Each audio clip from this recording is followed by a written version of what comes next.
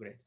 So thank you very much for inviting me. I'm very happy to be here. My name is Ilia Stambler, PhD. I'm a Chief Science Officer of an Israeli biomedical association called VETEC, the Movement for Longevity and Quality of Life. I'm also active in other aging research associations like International Society on Aging and Disease, International Longevity Alliance. I do research, multidisciplinary research of aging. I've published about 60 papers, 2 books. But I'm also an activist for aging research. But I will tell everything in my presentation. These are my sites. These are some of my organizations.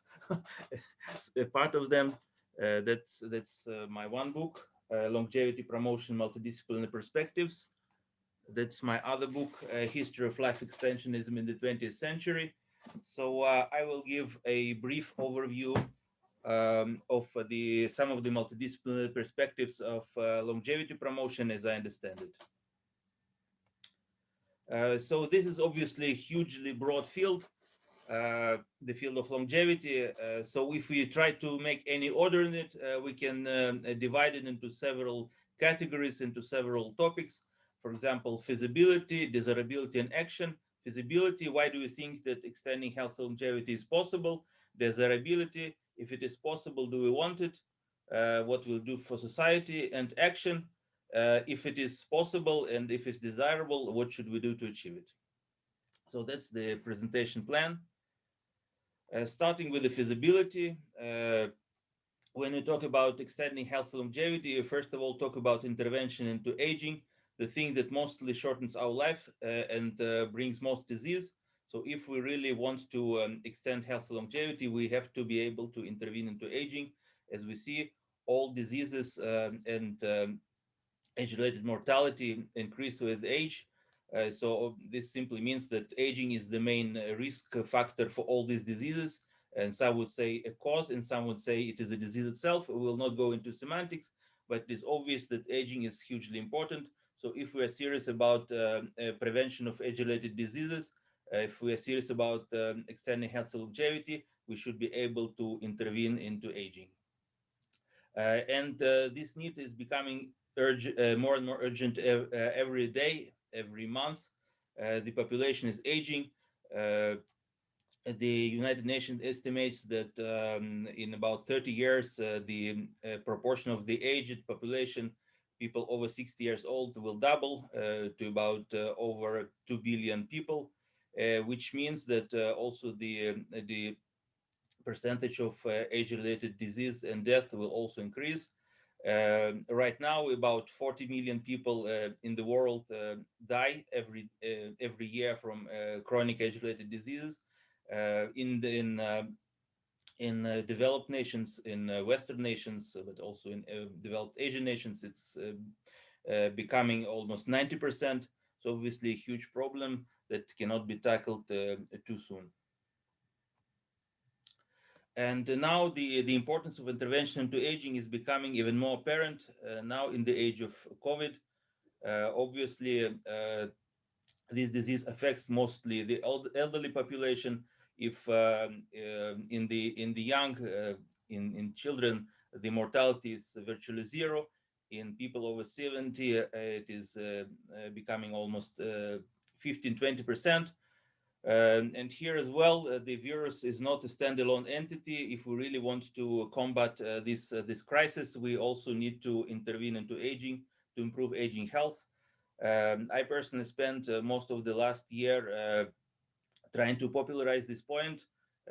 We published several papers, also with some of the leading biogerontologists from the US, Professor Nir Barzilai, Felipe Sierra, published a position paper, Geroscience in the Age of COVID-19, where we tried to make this point that if we really want to mitigate this crisis and also the future crisis that will affect the elderly, we have to be able to intervene into aging.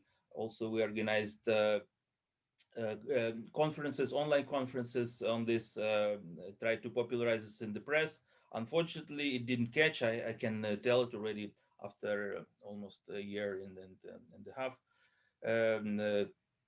this idea didn't catch. People still see the virus as a standalone entity without considering the underlying age-related multimorbidity. But at least we made an effort, and hopefully this connection will catch on and will be more strongly addressed, not just for this pandemic, but also for possible future health crises. Now to the question of feasibility. Is it feasible to intervene into aging to prevent age-related disease, to extend healthy life? Yes, it is feasible. There are a vast multitude of proofs of principle of animal experiments, also some human experiments. There are several classifications of some of the major aging processes. For example, the sense classification strategies for engineered negligible senescence, a somewhat different classification of the NIH, the Neuroscience Interest Group, the so-called pillars of aging, also the classification of the hallmarks of aging. But basically, the main idea is the same, that you can select several major age-related aging processes and intervene on them, and as a result, prevent age-related disease and extend health and longevity. This is the basis of the geroscience approach or anti-aging approach, if you like, that aims to intervene into aging to prevent age-related diseases. And there are proofs of principle, proofs of feasibility for all these interventions, but still there's little validation for human beings. And our goal as a field, as a longevity field, is to move to human intervention as fast but as responsible as possible.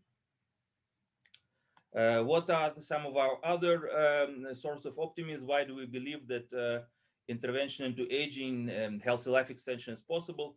First of all, as a global long-term trend, the life expectancy is increasing. Still, we have not overcome the maximum lifespan, which is still about 120 years, but at least for the past 100 years, the life expectancy was increasing. Now we are beginning to doubt the stability of this trend. Last year, but also the previous year, in countries like the UK and the US, life expectancy actually declined a little bit. But still, it shows that life expectancy is not written in stone. It's flexible and can be raised. That it can also be stalled or even lowered, especially if people make an effort to do so. But generally, it shows the plasticity of life expectancy, at least until we reach this hypothetical maximum lifespan of 120 years. We have a long way to do. Also, there's no law in nature that prohibits it. There are organisms in nature that are virtually non-aging, such as Hydra or the organism called Turritopsis dorni, the so-called immortal jellyfish, which shows that in life there's no intrinsic limits. Of course, we evolved in a certain environment. We evolved with a certain lifespan, but there is no law in nature that there is a law in nature that prohibits going faster than 3,100 kilometers per second. But there is no such law that prohibits us extending our lifespan more. And as I mentioned, there is a huge number of experimental studies on animals. In mammals, in mice, it is possible to extend the lifespan by about 30-40%. In humans, in simpler organisms such as nematode worms, it is possible to extend it by a factor of 10, which once again shows the plasticity, shows that it is possible to intervene. Just today, they published a paper from my former university, from Bar-Ilan University in Israel, where they extended the average lifespan on mice by about 30% by simple genetic intervention into a single gene called sirtuin. So this shows that this is possible to intervene into aging to extend healthy life. Another source of activism is actually the field of biomedical gerontology. And gerontology generally is very young. It started about 120, 130 years ago with Charles Edward Brown-Séquard, who could be said to have performed the first rejuvenation experiment, injected himself with testicular extracts, and also Elie Mechnikov, the Russian-French gerontologist, who actually coined the term gerontology back in 1903, exactly about 120 years ago, who proposed the first truly scientific theory of aging based on histological observations. So you can see that the field is very young, about 120 years. And in this period of time, we were able to go quite a long way. Meshnikov received his Nobel Prize in 1908 for the discovery of cell immunity. Before him, people simply didn't know that cells played any role in immunity, just about 140 years ago when he discovered it. And now we are beginning to program immune cells for specific response. So it shows that we went quite a long way. It also gives hope that we will continue to advance. And I put this link. You can read all about it in my books that I put freely online at longevityhistory.com. There is already appearing quite a wide assortment of so-called geroprotective or anti-aging means. Some of them can be classified as supplements. Some of them can be classified as detoxifying, subject basically adding or removing the substances that we either desire or wish to get rid of.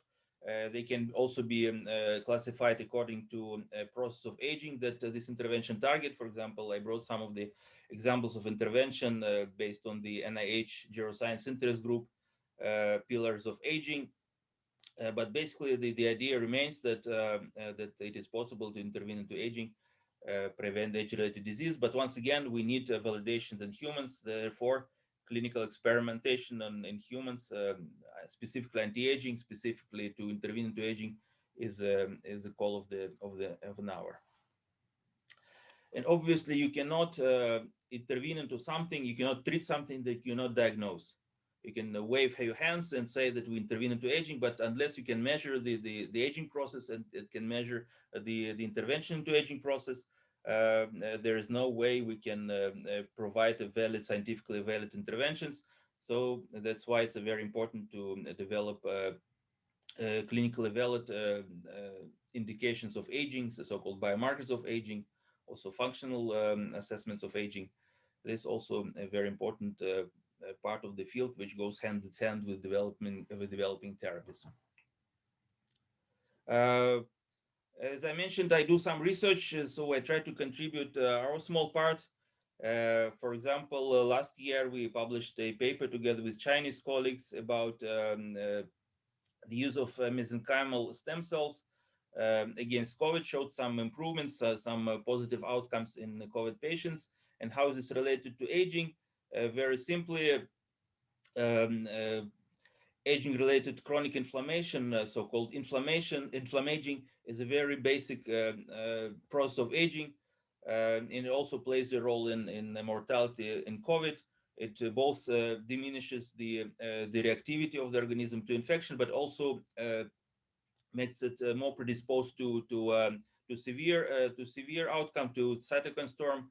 So if we're able to somehow mitigate inflammaging or chronic inflammation, we'll also be able to improve outcome. And mesenchymal stem cells are very well known means to mitigate chronic inflammation. So it showed that, at least indicated that there could be some effect. So once again, you see the connection between aging and disease.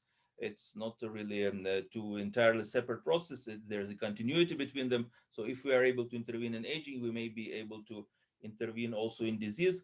I played a minor role in this study. I just helped with interpretation. It was done in Beijing at the Yuan Hospital of Capital Medical University, but at least it shows some proof of principle. I must say, unfortunately, it did not succeed to prove this idea in large-scale trial for various reasons that I will not go into.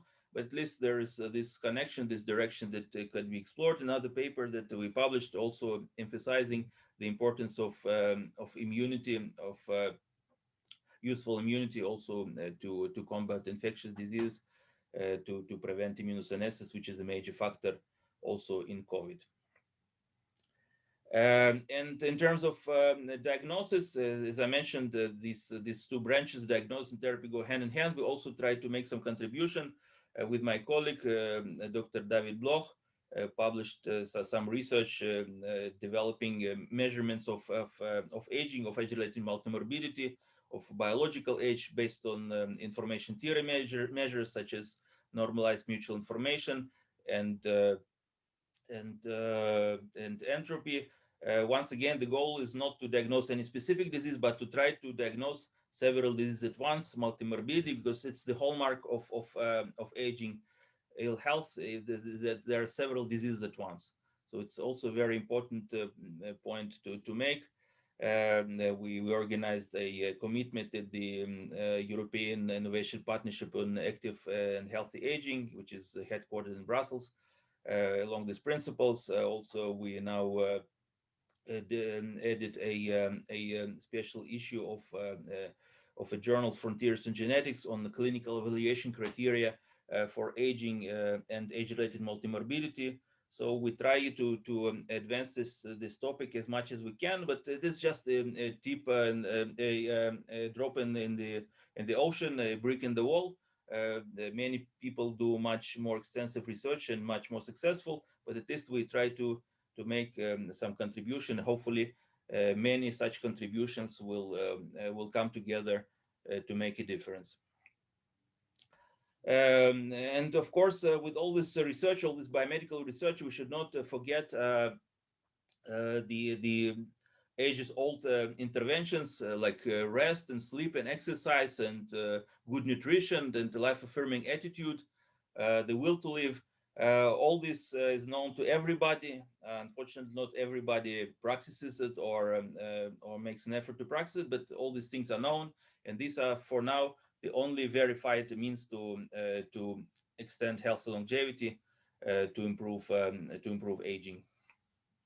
But we should also emphasize that these interventions should not be seen as contradictory to biomedical interventions. They should all go hand in hand in the hope to maximize the healthy lifespan.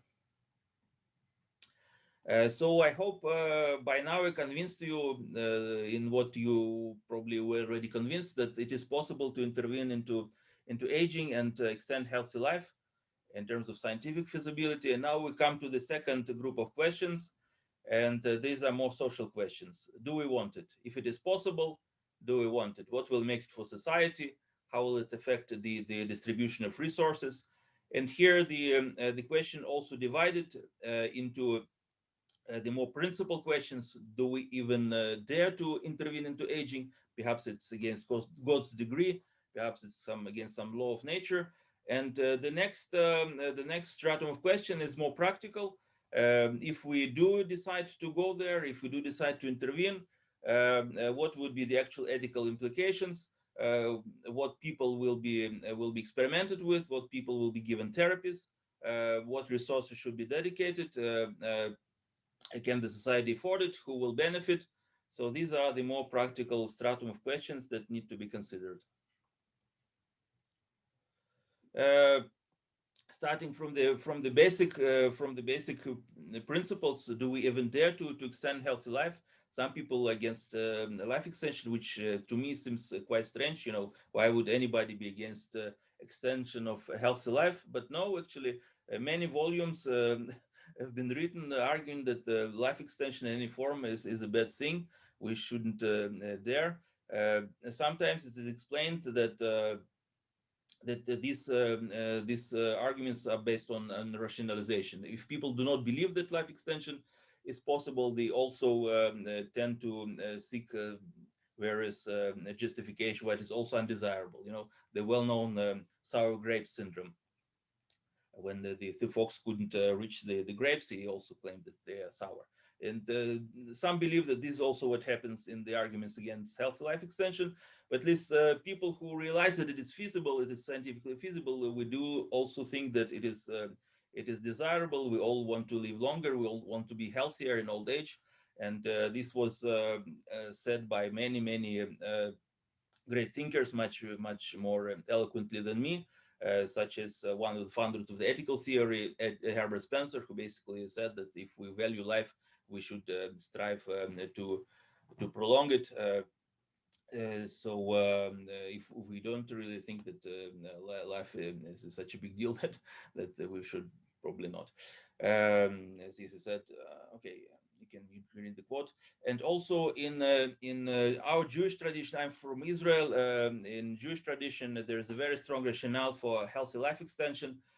Some people argue that religions are somehow um, uh, opposing to the efforts of life extension. No, actually, I studied the subject. In almost every religion, there are undercurrents. There are indeed some undercurrents that indeed say that the afterlife is the goal. So human life extension is of no value. But in the same religion, there are also undercurrents that promote the idea of health and longevity. For example, one of the great Jewish philosophers, also physicians, Moses Maimonides, claimed directly that there is no limit to human lifespan, that the human life can be maintained as long as the resources are maintained, as long as the resources are replenished.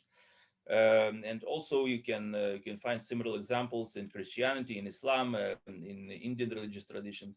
Uh, you can find specific articles on this in my book, Healthy Longevity Promotion, where specific chapters on attitudes to life extension in various religions. So basically, also religion can support this desire for life extension. Now, there are arguments that somehow the pursuit of life extension, of longevity, is contrary to some other values. Some people ask why would we work for life extension rather than working on poverty or improve education. But when we think about it, we see that all these values are interrelated. As you see, Human Development Index, the Gini index, is composed of longevity, education, and quality of life, and wealth, and all these values are interrelated. A wealthier person is also more educated, also tends to live longer. Also, an educated person makes better health choices and can earn. In short, if we advance even one measure, we advance in its train all these other measures, all these other values. Uh, and there were actually empirical studies that showed correlations of longevity basically with every value that most people hold dear: peacefulness, education, intellectual activity, prosperity, uh, equality, safety. All these things tend to correlate with longevity. So if we really want to advance all those values, we can use longevity, or especially health longevity, as a proxy. And if we advance longevity, we also advance all these other values. But still, as I mentioned, the volumes have been written against the attempts of life extension. It's an interesting logic. They claim that in the extreme, it will lead to immortality. Therefore, we should not even attempt any life extension, any longevity extension. Convoluted logic, but still, a lot of ink has been spilled on it. That said that uh, a life extension will diminish change and will bring boredom and prolonged suffering, and death gives meaning to life. All these arguments can be countered once again by people who think that this is feasible. So they also tend to think this is also desirable. And if you like, you can also read about it, all these rationales, pro and con, in my work and many others. Now there's an economic argument against life extension, against longevity. Many people recall overpopulation, especially especially in Western wealthy nations.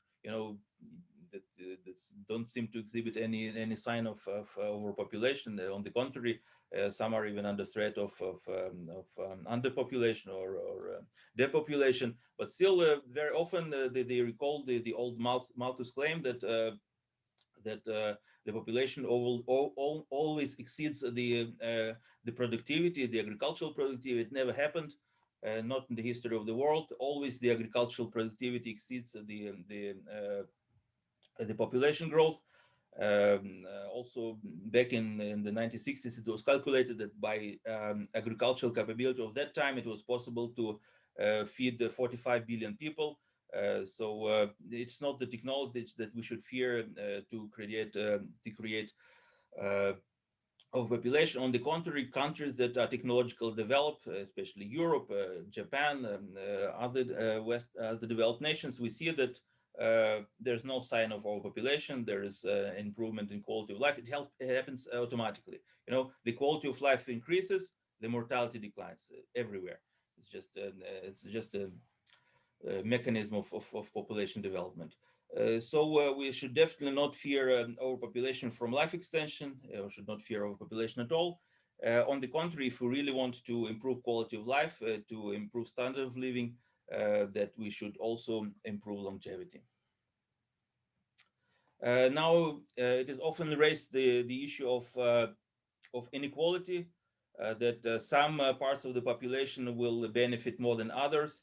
I personally think that of all the arguments against life extension, this is probably the most feasible. We see health inequality everywhere. It's not a new phenomenon. It's not appearing with longevity technologies. So I believe that the way to fight it is really to introduce equity mechanism already in the stage of development of these technologies. So people have entitlement, which also means increasing public support for these therapies, that will allow people greater entitlement to the people who actually fund this development. But it is not a good reason to abandon this research or cancel this research if we fear that some people will live longer than others. On the contrary, we have to develop these technologies as fast as possible, to bring them as fast as possible to as many people as possible. So that's the idea. On the other hand, if we do not pursue these technologies, actually the social strife can be much greater, for the simple reason of increasing morbidity of the elderly. We'll have a huge stratum of population that will be suppressed, that will not enjoy the rights, that will not enjoy a good standard of life, simply because of aging-related ill health. So if we do develop this technology, if we are able to prevent age-related diseases, to extend healthy life, will create huge savings for the healthcare system, for the welfare system, and they simply improve the quality of life of every person. So if we really want to diminish social strife, to bring more equity, to bring more creativity, more productivity to society, we actually do need to develop health and longevity technologies. And this is also a reason why a stronger investment in these technologies is warranted.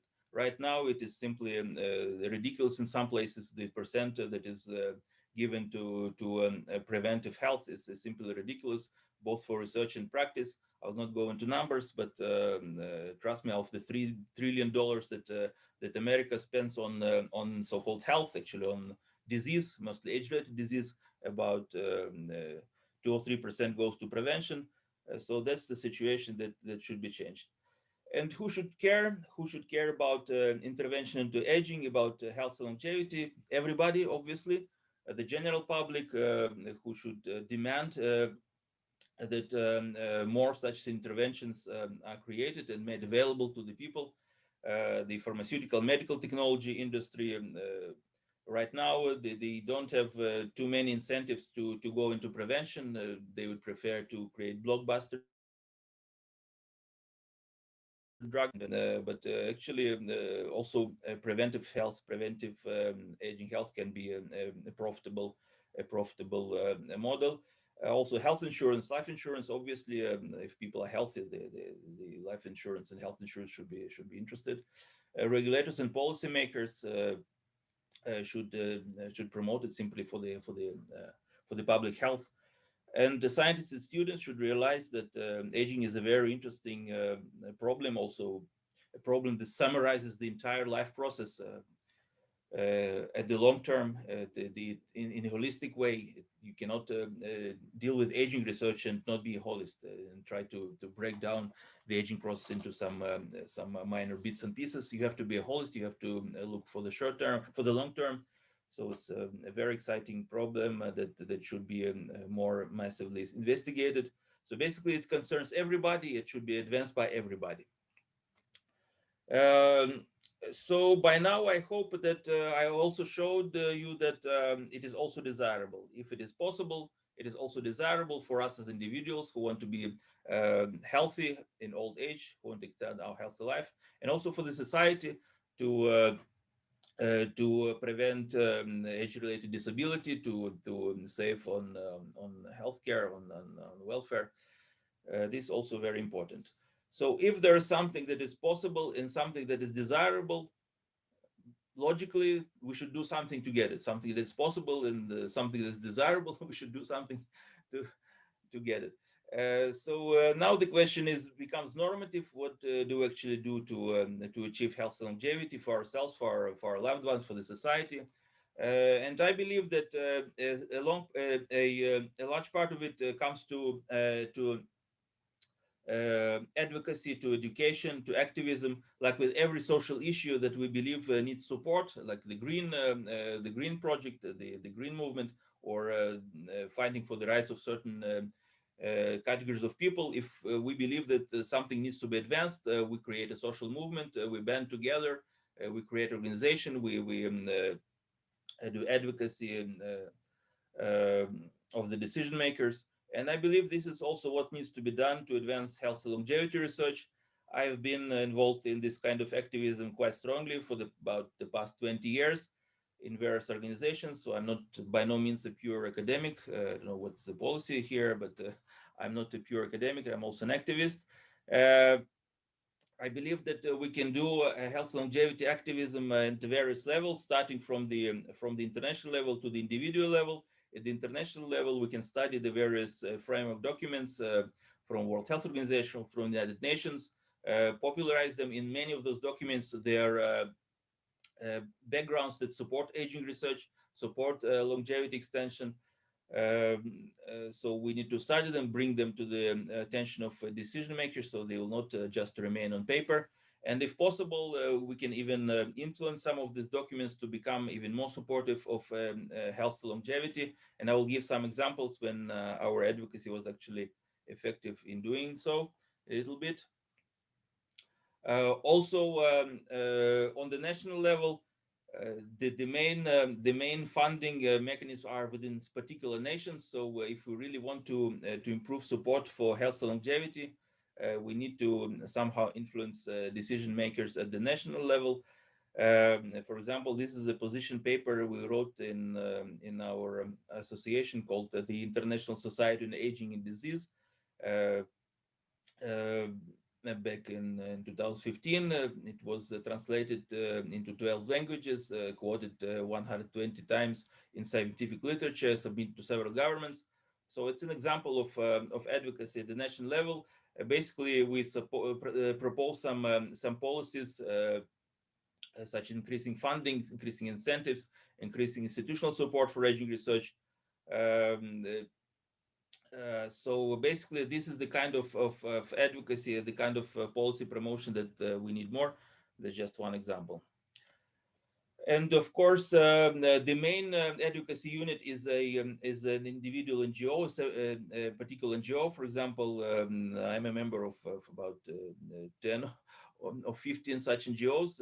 Here in Israel, we mostly work at the association called VETIC, the Movement for Longevity and Quality of Life, and also which is also part of the International Longevity Alliance, an umbrella organization that includes about 30 NGOs from 22 countries.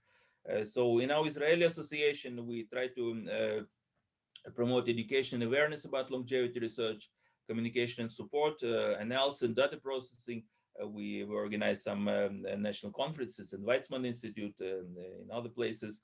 We issued a extensive longevity industry report for Israel. So all we can do to raise awareness, to raise education about longevity research, about its promise and implications.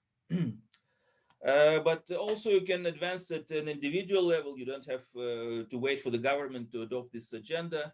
Or you also don't have to sign up and pay dues to some organization. You can even advance it by your own means in your own free time. Research, study relevant field, study adjacent field, participate in research where possible, band together in online communities and live communities.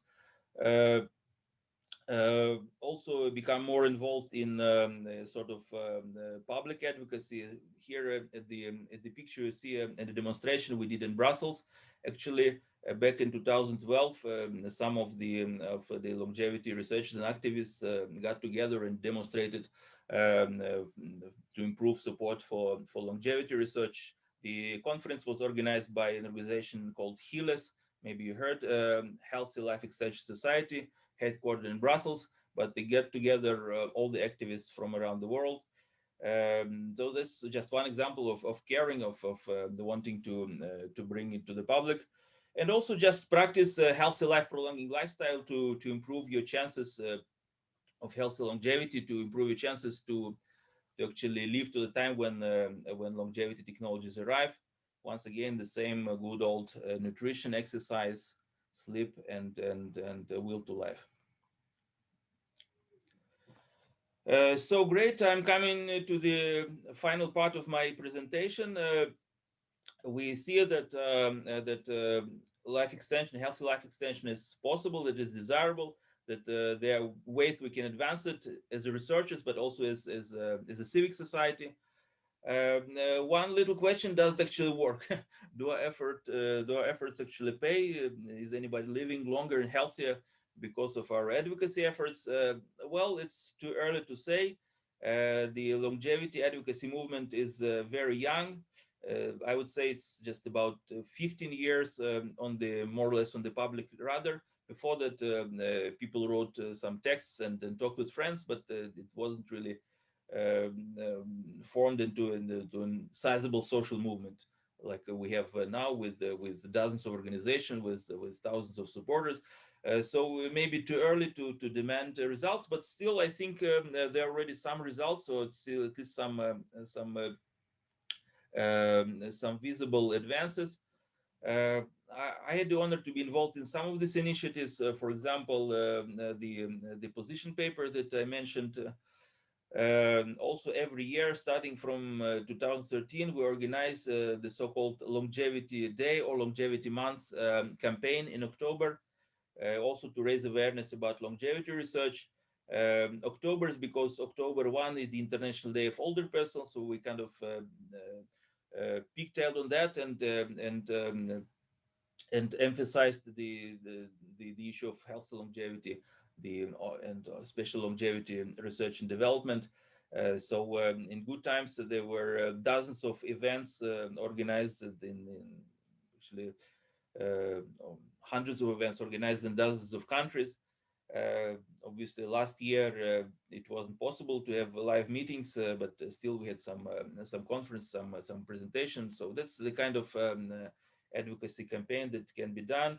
Also, the well-known longevity dividend campaign that was started in 2006 by Professor Olshansky. I had the honor to be one of the signers of this original petition back in 2006. And it also did some difference. Once again, I was one of the 150 signers. And even recently in 2019, the Geoscience Interest Group of the NIH organized a series of meetings on geoscience, also here in Israel, but also in 6 other countries, from Singapore to the US. I also had the honor to participate in the organization. So conference is also a very effective means to raise awareness, to raise education about the subject. Other some concrete results. First of all, the best examples I could name is the campaign we did in 2017. You can imagine in 2017, the WHO, the World Health Organization, did not include the issue of aging into its work program. There was a plan to work program until 2023. It didn't include anything about aging, simply not an issue. No aged people, no aging. There's issues like malaria and some other infectious disease, but not aging and not aging related disease, not NSD. So we raised the public outcry. Hundreds of organizations, hundreds of individuals wrote to the WHO and demanded that this issue is included, and it was actually included. Following the campaign, you see the head of the WHO Aging and Life Course Division says WHO has listened, the issue is included. 90% of feedback was about this issue, and actually for the first time they included some metrics for improving aging health into their work program. But we must say now in 2021, Nothing changed much at the WHO level. As they included, they also forgot about it pretty much. But at least it shows that it is possible to influence public policy even at such a level. Another example is also from an organization that I represent, the International Longevity Alliance. Our organization was able to introduce aging as a modifying factor into the ICD, into the International Classification of Disease. And why is it important? Because once again, we said that in order to improve aging health, to prevent age-related disease, we need to intervene into aging. And for that, you need some kind of medical education, clinical education for aging. Some people don't like calling it a disease. Doesn't matter. We can call it a syndrome or just a modifier. So there's a modifier for aging. So that's something that that a physician can address the aging process. And here in Israel, we're also active. They're also actively advancing this in advocacy values. We organized several meetings in Knesset in support of health and longevity, research, development, education. Thanks to our advocacy, there were issued some calls for research proposals in Israel specifically, but also internationally. For example, between the UK and Israel, the so-called BIREX Aging, Britain-Israel Research and Academic Exchange on Aging. That were also thanks to advocacy, and hundreds of researchers benefited from it. So that's an example how public involvement can influence science. Once again, it's a drop in the ocean. It's never enough. There are still no effective therapies. So all we do is basically still on the level of nothing. But at least it shows the direction that we want to continue. More advocacy for aging research. So hopefully, thanks to all these efforts in research and education and advocacy, the health and longevity technologies and therapies will arrive as soon as possible to benefit us all, to extend our healthy lifespan, ourselves, our loved ones, the entire society. And it is once again very important to have educational events to raise awareness, and therefore I'm also thankful to participate in your event, which I see is also a part of the general educational effort. So once again, thank you for allowing me this opportunity.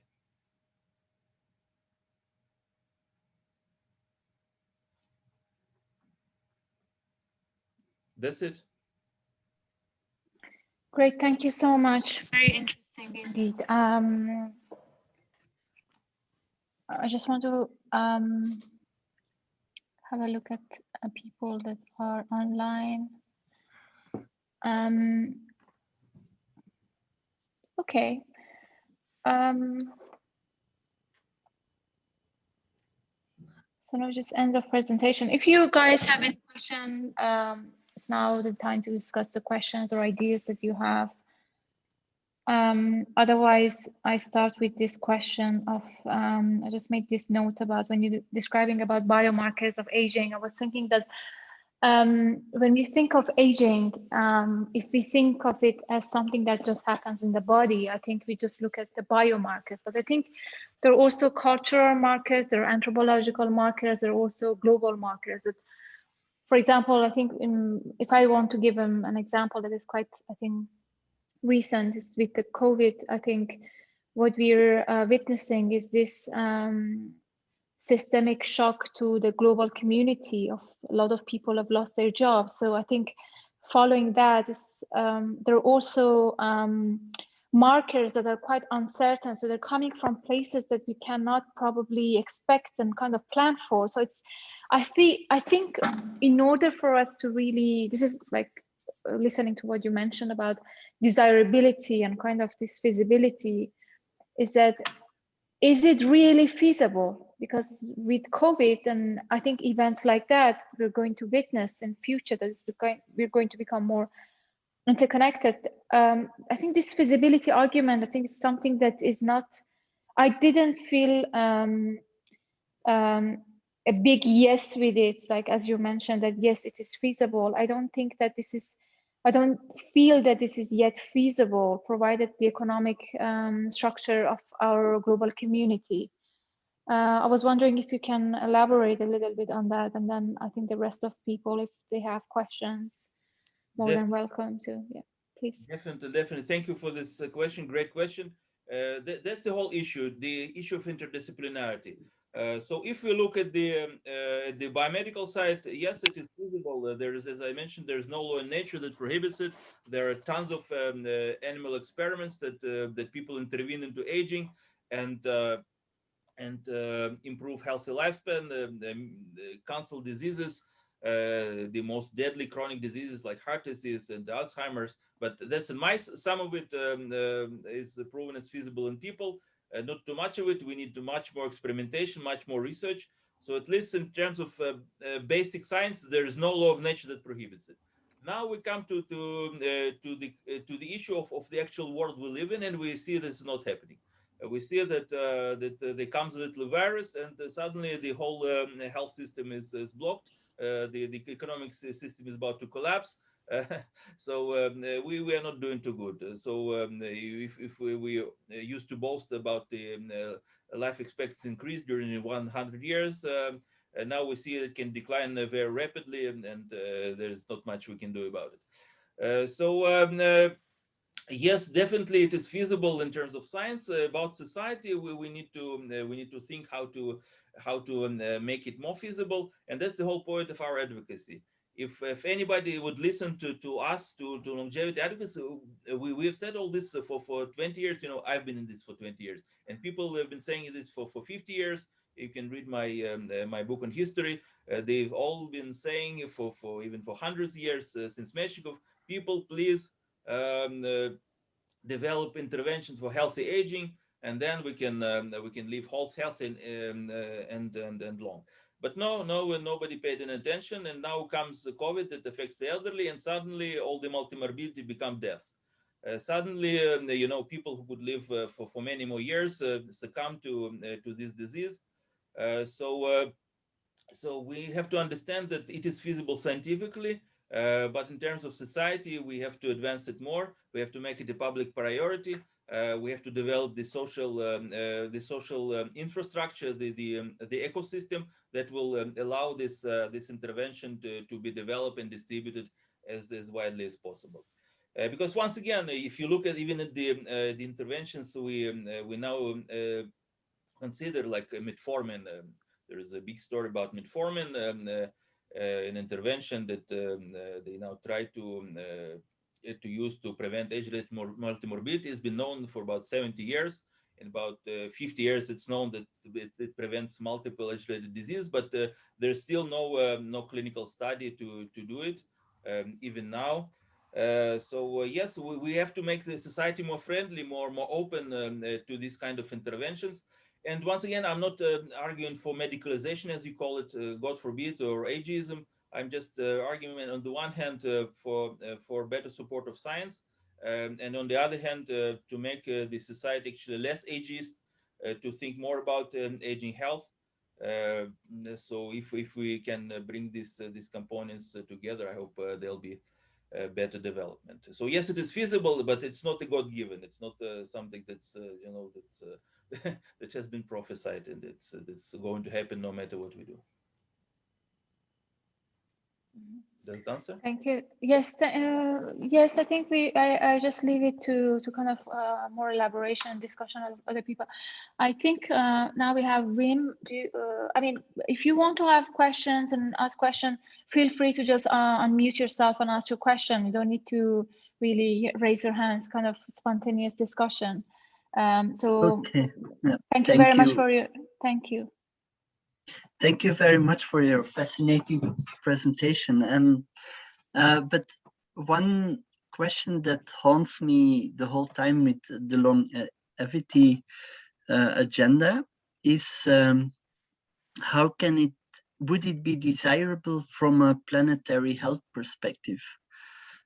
In the sense, not saying that health is not desirable, but if we are already using more of the resources of the earth that it can regenerate, and our health depends on the health of the environment, but we are destroying that health of the environment at the same time. In that context, would then a longevity program be desirable for planetary health? But that's just excellent question once again. Indeed, many people oppose or juxtapose these agendas, the environmental agenda and the longevity agenda. I don't see it as an opposition at all. Even your question implies that what interests you is your health, is your survival, of our entire species. So we do need a healthy environment. We do need resources to survive ourselves, to survive, to help our species to survive. So definitely we need a cleaner environment. Definitely, I see it as a part of life extended technologies. Environmental technologies, green technologies is all a part, but we have to look both on the outside and the inside. I think the opposition comes from really opposing the inside and the outside. There's no opposition. We are part of this world, but still we have a body which is in homeostasis with the environment. So if we really want to live in harmony with the environment, we also need to think about our body, how it interacts with the environment. And this way we can probably, both ourselves live longer and healthy and care for an environment. And another argument that sometimes is brought that if we really want our longevity from the other side, you see, we want environment to improve our longevity, but also if we want our longevity, we need to think about the environment, because obviously with the environmental dangers that we have, we will not survive with the best of technologies. Yeah. Okay, thank you very much. Yeah. Well, I read the book of David Sinclair about aging and longevity, and he gives a nice argument to counter one of the common criticism, that is that extending life would increase overpopulation. And he shows that if everybody who is alive now would stay alive, that would have a very much smaller effect to overpopulation than the number of children born. So if you want to avoid overpopulation, the first thing you have to do is to reduce certain number of births, which is already happening because of the demographic transition. But actually, keeping people alive has a very small effect on the number of people on Earth. If you do the maths, it's actually very little. So if everybody would live 10 years longer, it would have a minimal effect on the total population of the Earth. So that is one of the arguments. And then the other argument, as you say, is a healthy body requires a healthy environment. Part of the reasons why we age is because we are surrounded by toxins and pollution, because we are not in contact with nature, because we are living in environments that are not the way they should be. So the two go together. Yes, absolutely. I also addressed this exactly with this argument. You know, some people talk about the evil plan of Bill Gates, who wants to vaccinate us, you know, and depopulate. Actually, you don't need any Bill Gates. In societies with improving quality of life, the birth rate declines automatically. There's no other way. With the level of education, the birth rate declines. It's just the way the population works. So we shouldn't really worry. And also these developments, these positive developments of technology, of education, they also bring us the means to extend our reach on resources. You know, it's also a common misconception that there's a very limited lead on our resources. So we can think of additional ways we can get resources in a sustainable way. Not just grab everything and then use up everything, but use resources in a sustainable way. And this way we can support a much larger population than we have now. May I add something? I think I would agree completely. There is no contradiction there, but in practice, there probably will arise contradictions due to priorities, you see. You see that even now, we all know that there is no contradiction in fighting against the virus if everybody would fight it the good way, like some countries have done. But then all of Europe society, American society is divided into camps, you see. So I think in practice there will arise people who put more emphasis on individuality, and they would say, okay, I want to live longer, but nature doesn't interest me so much because anyhow I cannot do anything there. I can do something for my own body. And then there will be people who are more interested in ecology and making nature, and there will be camps like that, I think, in practice. Absolutely, absolutely, and it depends which camp wins. You know, there will be camp who will want both to destroy the environment and to have us die as soon as possible. And no kidding. Yeah, that camp is also there. Yeah.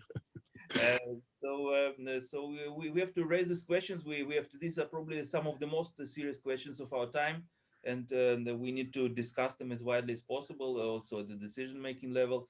And to make sure that the right camp wins, that both cares for the environment and for our bodies and for our survival, for the survival of our posterity, or for the future generations. It will be an equilibrium that needs to be strived for then. Another problem, I think, where camps will be very strongly come into existing is that some of the measures to live longer will be very expensive. So then you get this division of rich people who can afford in private medicine to start doing things, while you cannot make it democratic for all people. Yes, that's another strong concern. As I also mentioned, I think this is probably the most real concern of all, much more serious than overpopulation, because we see inequality everywhere. We probably see less overpopulation in the developed countries, but inequality we see everywhere.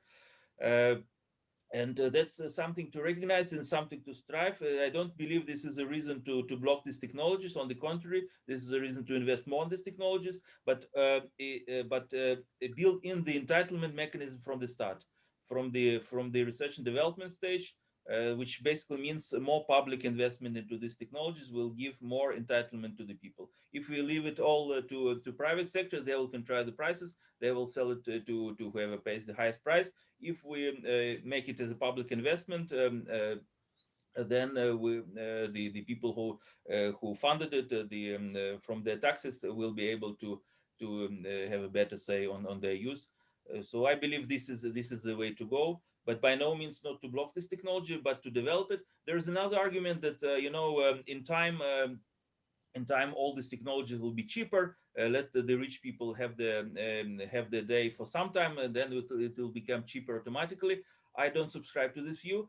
There may be some examples of it, but if there is a real market pressure, it does have to be so. It can stay at the top level and to never trickle down. We actually need to make it equitable from the start. Probably through some price policies. I'm not exactly sure what, but we need to recognize this could be a problem and work to address it in advance. Yeah, I would agree with that, but that will be very difficult because it's a political issue. Huh? That's why we need advocacy. I think it's about the same importance as the green movement. Our movement, the longevity movement, which I subscribe to, is tiny. Maybe a few dozens of organizations, thousands of active supporters. No comparison to the green movement. I believe they are on a par of importance. So this is about the survival of the planet. This is about our survival. We somehow need to bring them together. Maybe make a combined movement. Can I say something? Sorry. Yes. No. Carry on, and then I'll say something. No, I wanted to say something that is related to this. We've been doing research on aging for so many years now, decades. And in effect, we haven't got anything to show for it, apart from some tablets which have not been proven. Isn't it the question that we may have to look at it from another perspective? For example, we are basing so much on biological research, and maybe it's the time now to see it in a different way from another perspective, and that will take away the arguments about the treatments being affordable. I believe that there won't be treatments as such. They won't be physical treatments which will affect aging. There'll be other ways that we can achieve longevity and healthy aging, but not through pills. I agree with you, Marius. I absolutely agree. You know, we shouldn't be stuck on biochemistry. It's our only way. I think we need a much better study of physics, actually, of physics, which does deal with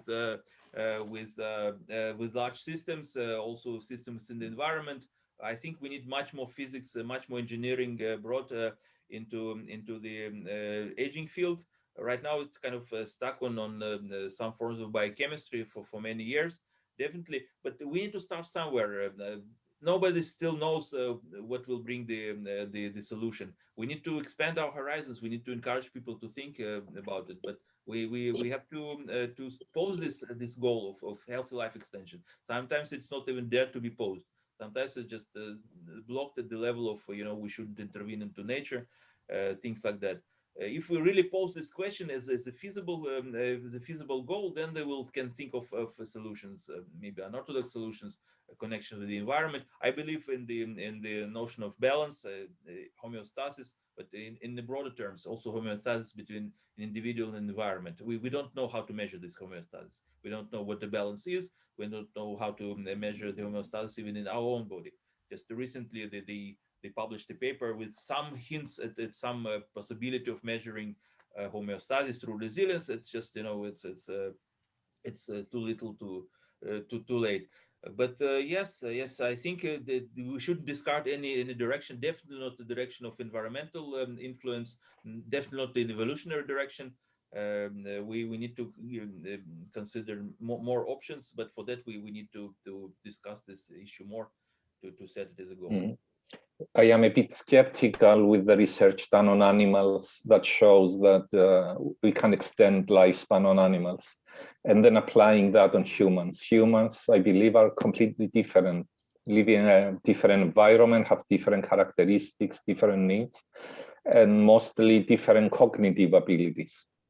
So, okay, you said we need to start from somewhere, and we start from animal research, but it's very difficult to translate that into actual human health in everyday life.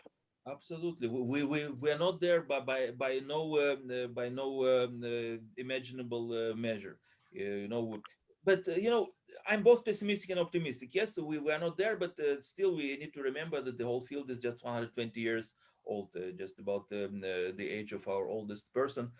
So we did go a long way in this 120 years, but for ourselves, it may not be such a consolation. We're probably not going to benefit from radical life extension, but at least we start somewhere. We don't start speaking by quoting Shakespeare. We start speaking by saying mom and dad. Also our planes first crashed, and then we went into space, just in the same 120 years. Curiously, Wright brothers, they did their first flight exactly in the 1903, the same year that Meshikov started gerontology, and we can compare. If we invested as much into gerontology as we invested in aeronautics, probably we would be in space. Well, I think the biggest trade-off is between combating disease when it's already there and preventing disease. And as you said, 2 to 3% of medical investment goes to prevention. That means all the rest goes towards combating diseases. Well, it's obvious to me that if you promote a healthy lifestyle, that will lead to longevity, but it will also lead to more fitness, to more happiness, to less depression, etc. Everything will profit to it to such a degree that all that enormous amount of money that is now spent in curing diseases, you can save on that. I mean, if you could save half of the money that is now put on all these diseases of deterioration, on diabetes, obesity, cardiovascular disease, etc., by having a more healthy lifestyle, we could probably easily avoid half of these problems. And that money could then be invested in the kind of research you're speaking about, and research which in part will be molecular biology, but in part is a question of lifestyle. And there it has been proven that you can extend life by very simple interventions like exercise.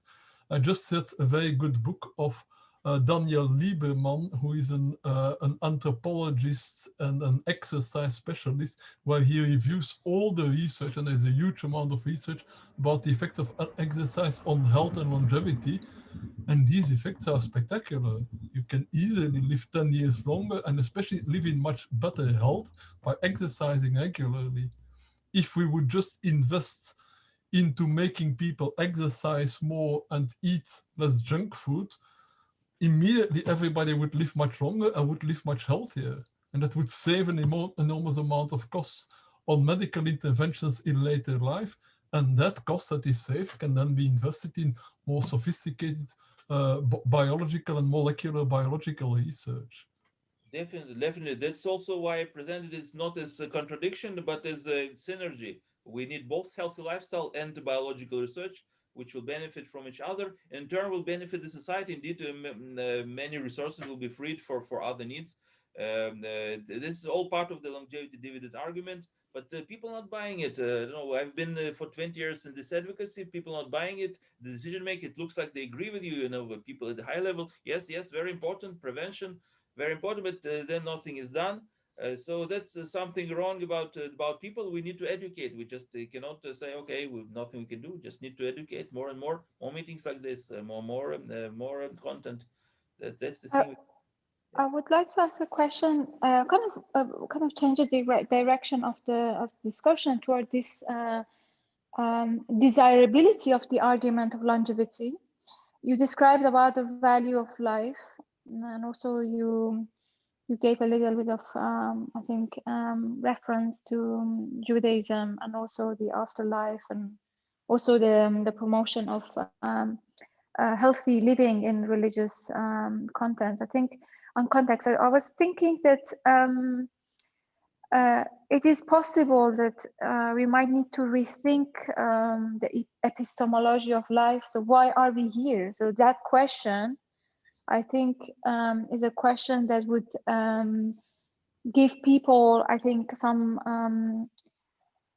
space for rethinking the way they live, because I think you cannot tell me that you can do exercise and because exercise would help you to be healthier when I don't see meaning in the life itself. So it's kind of like I think there is a deep connection to the mind and to the philosophy and to value system, and that's why I was really happy that Marius also raised that point about the animal model of longevity. I really think when we think of aging and just saying like 30% or 40% improvement been done in the lab on certain types of animal, I think that would create an emotional, I think, detachment. I don't really personally connect with if a mouse wants to live, I think 100 years from now on, it definitely has less to think of and less to be worried about. Where for me, if I want to live 100 years from right now, I have to rethink a lot of things in my life. For example, I always been told that I think maximum amount of life that you can have if you're lucky and in your good health, I think, let's say 90 years of age. And that time you have been doing, you made a family, or you had a couple of kids, maybe you built a house, you go on holiday and things like that. At a certain point, I think we don't have really education. So what do you want to do when you're 120 years old? We don't have that kind of model yet to be able to imagine and extend ourselves into a future that is we're discussing. So I think we need to really allow ourselves to be more imaginative, to kind of offload the imagination that we have from aging and really upload it with some new kinds of horizons. That, well, you know, when you're 120 years old, then what it is that you have to be really looking forward to when you're 120 years old. So I think these are these questions that I'm very interested in the longevity research. That's why I initiated this program at our at CLEA. So, but then I'm looking at this from a more really, I think, layman perspective, like on the ground, what people would say if I want to tell them, like, you know, by certain type of activities like nutrition, sleeping, and rest, and I think then you can extend your life. And well, what if someone says, you know what, I don't want to live long. I want to have a quality life, but I don't want to have like immortality. I prefer to die because I don't know what to do from. So I was thinking that, what are your thoughts on this? And is there any kinds of research, or shall we kind of start some kind of discussion about in this direction? Or I would also welcome other people's thoughts. Yes, definitely. Actually, I also addressed some of these issues in some of our, for example, the work on the public health implications of life extension that was published by Oxford Chemical Society. Actually put a whole argument concerning most of this, because they're very frequent. They're very frequent. I would even say standard. Notice that all those concerns arise when we raise this possibility of life extension. Usually people go about daily life, you know, we're not even thinking what it means, what do they live for, what is the meaning of life. But the moment we pose the possibility of life extension, immediately people start thinking, what is the meaning of life? Why do I live? What is actually my identity? What is my life? So you see, even for spiritual development, it's very helpful to pose this this as a possibility, even not even as a goal, just as a possibility. I think this way we can expand human horizons very fast and very profound. Uh, so yes, I think these are valid concerns. I personally believe that the meaning of life is life itself. We cannot prescribe anyone his or her specific meaning. Everyone has a meaning of one's own. So I believe that by simple living as a human being, we do possess meaning. And then we can start digging deeply. But even, you know, to be able to explore this issue profoundly, we need much more time. We die without having time to learn anything. At 80, a person, I would say, haven't learned much, or even forgot most of the things he knew. So we do need a healthy brain, a healthy cognition at old age, even to continue to explore these topics.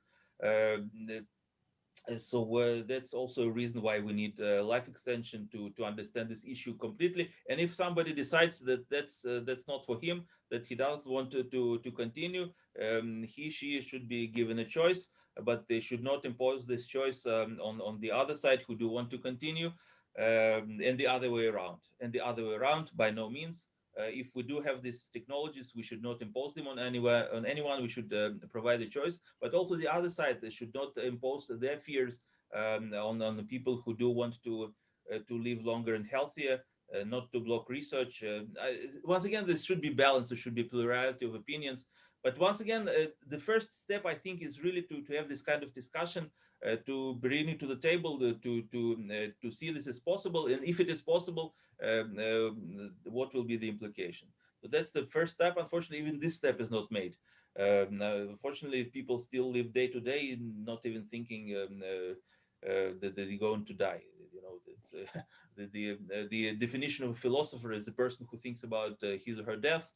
So at least we through discussion of life extension, we make people philosophical. Happy to hear the thoughts. So I just apologies, Francis, just a final comment on this. I think when I listen to you, I feel that there are a lot of entanglements between different topics that needs to be really clarified. So extension of life doesn't mean immortality. I don't know if I registered correctly from your point of view. That do you mean longevity by because when you speak about like connecting it to someone wants to live longer or not, I really think that the thesis behind longevity plus, at least from up to this point, has been set on how can we improve the quality of life, rather than really thinking about the time that, for example, if someone lives a really great 70 years of life, that can be said that was a life lived well. So, or I don't know if I understood correctly from your discussion. So I feel like maybe we need to have this discernment between what do we mean by longevity research and what do we mean by immortality. Longevity, if it means like really connecting it to some really deeply kind of ingrained concepts, and I think spiritual or I think religious, and I think even like reality of life, that for the moment as we are going to die unless some new technology is going to be discovered. But for right now, if we're going to be putting our feet on ground, death is basically something that we cannot really eliminate from this equation of longevity. So I think like maybe in order to advance in this direction, we need to set aside certain kind of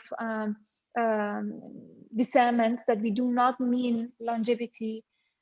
We do not equate it with immortality, and we do not want to interfere in what it is, the state of life right now. So maybe we're not looking at, I don't know, we're eliminating death or so.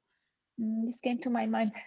Francis, you had a question or comment? Yeah, I wanted to comment on this meaning of life. That was one of the nicest things I found in this approach of Antonovsky on salutogenity. Yeah, that's one that I presented earlier, my first presentation, Antonovsky. Yeah, that he was saying that in his sociological views of health, that those people who had a sense of a meaning of life were healthier, were more resilient, and would, I assume, also live longer. And I think it's the basic philosophy of our CLEA group here on Longevity Plus. It's this holistic approach. That is that you can't separate mind and body. You can't separate happiness from health. You can't separate fitness from longevity, from well-being, from meaning of life. All these things go together.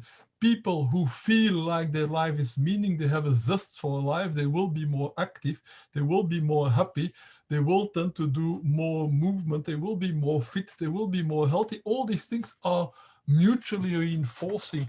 And that's why you need to approach it in this holistic way, by motivating people on all these different dimensions, knowing that the one dimension will contribute to the other. If you make life more meaningful, people will be more inclined to look after their health, will be less inclined to do things like smoking and drinking, will be less inclined to eat junk food, will be more inclined to do sports, will be more inclined to have social contacts, which in turn will increase their well-being, which will make them feel less stressed, will make them feel healthier, will make them live longer, and so on. All these things are mutually reinforcing. I think that is the main message that we want here to convey and to further develop and elaborate. Absolutely, absolutely agree with you. If I may also put a link to my article, Frequently Asked Questions on Longevity Extension. You're welcome to see it. Many of these questions are addressed. I just want to say about the question of definitions. I think it's mainly a question of continuity. Yes, so we are normal people. We understand with the current development of technology, we're probably all going to die, and with the foreseeable time. But it does not diminish the importance of health longevity to any period possible. If it's to 70 years, to 80 years, to 90 years, but we need to see a bigger picture. We need to see the continuum. My personal philosophy, as much as possible, as healthy as possible, for as long as possible, and for as many as possible. We need to see the possibilities, the range of possibilities that we have, and act accordingly.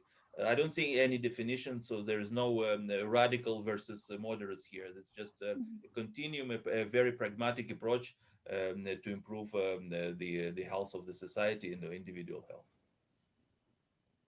Thank you very much. I think this is also speaks to what we discussed in the beginning of this initiative, that our aim is really rethink the way that we are living life, to be able to make choices that are more, I think, of a higher quality, not just for the economic system or just saving the public health, but also from ourselves, so that the value of individual life really does matter. And I think Wim also mentioned in his anthropological view of well-being that when we think of biodiversity, we need to also think about biodiversity of humanity, that our life does really, like our individual life does really matter. And I think that is something that I am hoping that with this initiative and also collaborations and discussions like this, so we can kind of create this movement of living different lives and better lives, not just necessarily to wanting to live like 200 years. That longevity doesn't have this quantitative point of view. It does have really, that's why we call it longevity plus. That is a qualitative length. That is, we take these decisions of doing better life for ourselves, for our community, and for the planet at the end. I don't have any more questions, but I didn't hear from others, so I saw a lot of comments. You're more than welcome to ask your questions instead of writing. I think that would be interesting, because that would be also recorded in the recording, so other people also are able to understand and listen to your comment.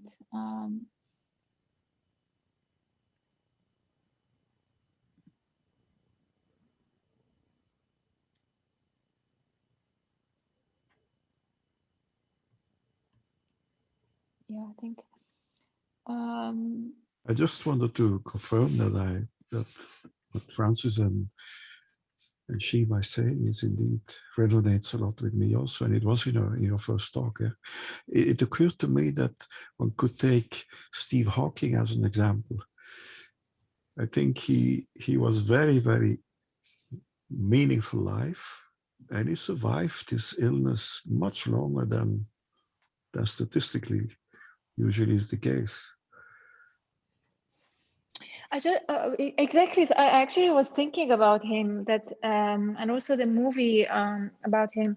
That really part of the movie that came to my mind was that when he when he got the news about his disease, he said that, well, will I be able to do my science? So that was a question that really, really, I think it stayed with me to now. Was such a, I think, paradigm shifting question, at least for me. The other thing that I made a note was this plasticity of life. Yeah. That is, we have a lot of research done in neural plasticity, and a lot of discussions of how we can rewire the brain, how can we reprogram, and basically neuroplasticity. So I'm thinking, like, should we extend that to the plasticity of bioplasticity of life, or yeah, so some concept like that, where we're in longevity research, what we're doing is really help, like we're stretching the boundaries of plasticity. So we want to see how plastic we are actually. And I think that might open a much more kind of maybe space for imagination and also public engagement with the idea that how plastic your life is, and how can you make it much more resilient and adaptive, and really yeah. This was my final comment, by the way. If I can just say also, I absolutely agree about the need for this basic drive to survive. What you are describing is the basic drive to survive, to develop, and that's the drive which is underneath all this striving for life extension. Once again, as much as possible, for as many as possible.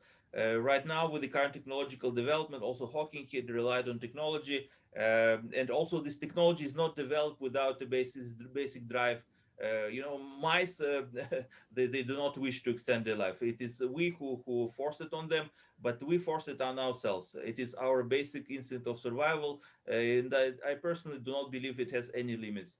Right now, it is able to fulfill itself in a certain measure, but I don't think this drive for survival can be posed any limits. It is even dangerous for our immediate survival. So I think it's all once again a part of a continuum. Nobody is denying our humanity. Is actually out of our humanity that this drives, this conscious drive for life extension originates. So I think we can all agree on that. Excellent. Thank you very much for your presentation, and thank you others for participating today. We just have I think a couple of minutes left. If anyone wants to make any comments or points, you're more than welcome. Otherwise, I think we're good to go. Well, I will maybe try to summarize my basic philosophy in that, which is cybernetic. A long time ago, I made a reinterpretation of Maslow's theory of self-actualization. So Maslow has this idea that we have certain needs. The first needs are what he calls deficiency needs, which are basically the needs to stay alive, not only biologically, but as a person functioning in society. But then there is what he calls the growth need, which is to develop yourself, to actualize yourself, to grow, to become better, to learn things. So that is a drive, I think, which all of us have. And my interpretation then was that you reach the highest level, the self-actualization, which is kind of the maximum of health in the psychological sense, when you have the perceived competence to satisfy these needs. Perceived competence meaning that you are in control, that you have the feeling like whatever life throws at me, I can deal with it.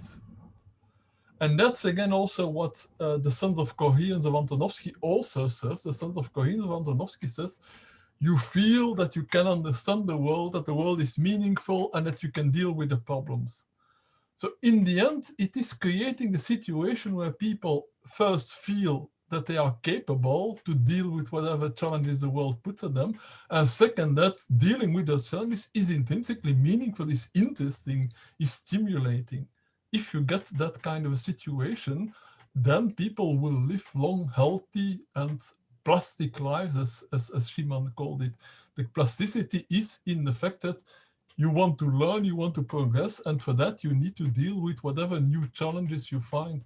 So it's this feeling of I can deal with new challenges, whatever they are. I think that is the essence that you want to achieve. Absolutely, yes. Yes. I agree with you.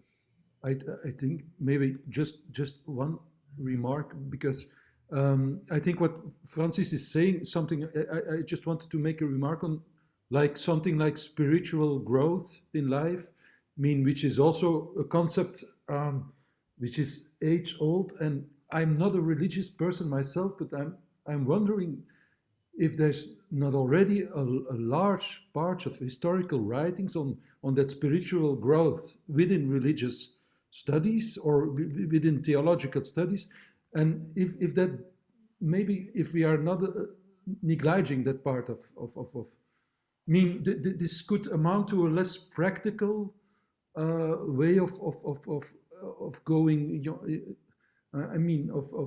Of trying to understand what health could be, but more of a unifying approach where spiritual growth would lead to a more holistic sense of meaningfulness, being part of a society or world, and those kind of things. I'm just wondering if we. Absolutely, absolutely, indeed. I will soon publish a chapter in Springer called Longevity, Foods and Myths, Legend and History, and I try to show that longevity foods is not actually some recipe, that's what you're supposed to eat. It's actually a part of morality, part of your drive, part of your moderation, part of your code of ethics. It all comes together. Once again, we are not mice, so we cannot be forced life extension, but we can build life extension from within. Also technological, also humanistically. And if you even look at the religious writings of St. Augustine, he spoke about these things Exactly. directly. You know, he was by no means against life extension. He spoke against this more he spoke about morality as a means toward life extension, toward longevity. So definitely these things are connected. I was thinking about Augustinus and those kind of, yeah. Okay, but thank you for the talk. Really Thank you for this opportunity.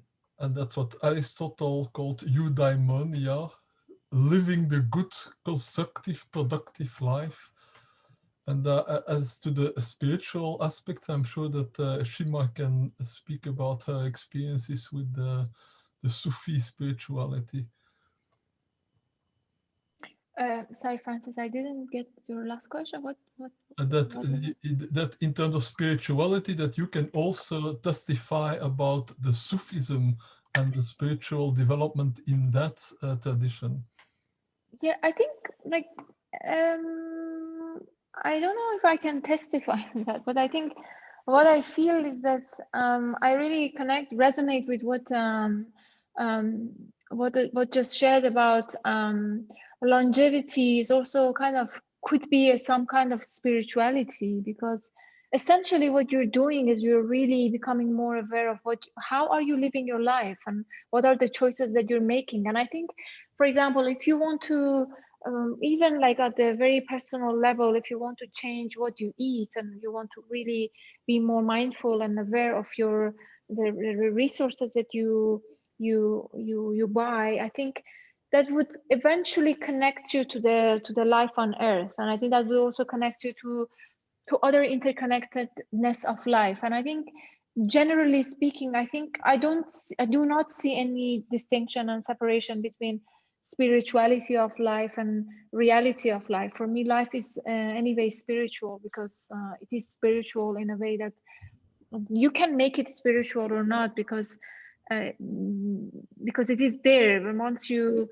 become more mindful and conscious of your own choices, your own connections, and anything that you do, I think by definition you become spiritual, whether or not you're following any kind of tradition. I think becoming more aware of life in itself brings more of life to you, and I think that would make you more spiritual. I want to just make that point, that there is no need to follow any kind of tradition. The fact of really paying attention to the nature of life and really making choices that are good for you, good for community, and really kind of contemplating on the value of life, that would make life spiritual, and that would create unity in discussion and conversation. And that would allow us to really sit together from any discipline, from any kind of religious background, and to have a conversation and to not be concerned about which tradition says what. So this is what I would like to much kind of clarify. Absolutely. If I may just add, if there is any unifying ground between religions, but also between religion and secular ethic, it is this. It is the pursuit of health and longevity, the pursuit of life, of the value of life. That's where we can all agree. And that's probably a single thing that can end the religious strife, because it's in all the traditions, actually. Exactly. I mean, I know that we're going a little bit over time. I just remember one documentary that I watched, I think a couple of months ago. It was about a study was done in Germany about the impact of sugar on or I think pregnancy, sugar, and kind of what impacts will have on children that are born from mothers that are really following a diet that is not healthy. I mean, it's high in sugar content, and also they're highly stressed. So basically the result was that children that were born to these mothers were overall making poor decisions, were more kind of impulsive, and were less likely to be cooperative.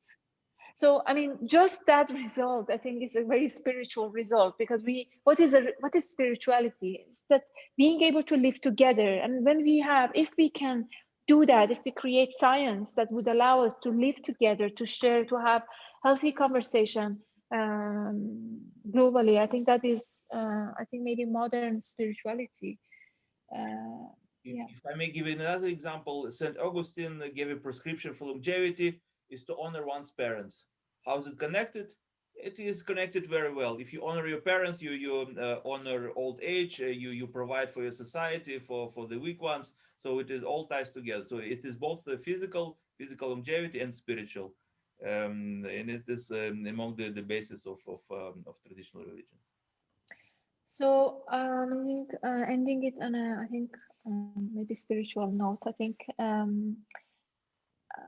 there is this element of, I think, togetherness in longevity research that I think also where some references were made that together, I think different disciplines, when they come together, I think they can create a larger envelope of survival and expansion of life.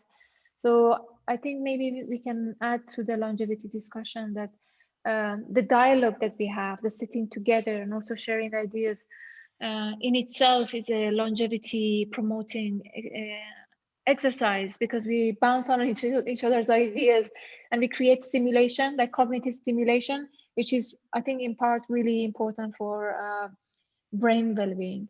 So I think that would be just maybe my final note. With that said, I don't have any more comments. If anyone wants to say something, please do so. Otherwise, I shall wish you all the best. Thank you very much for today. And the recordings will be available on our YouTube channel. Again, thank you so much and good evening.